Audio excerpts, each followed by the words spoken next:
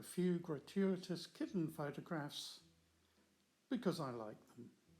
Anyway, the first thing to do is go to the Settings app, and you will probably want to turn Bluetooth on. This may take a second or two to populate your items. I've slowed the video down to 30%, so it's much faster than it shows on the screen. Then go to mobile data, turn mobile data on, open mobile data options and select the things that you want.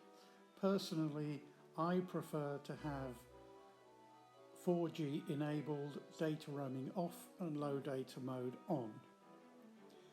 Next, select the back button and turn personal hotspot on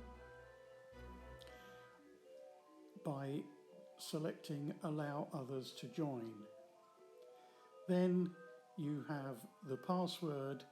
The current one is change this if you want, with spaces, which is not easy to type.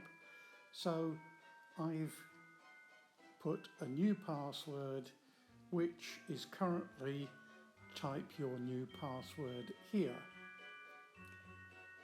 Go back and you will see that the new password has been selected. That's all. There are just a few kitten photographs to finish off the video.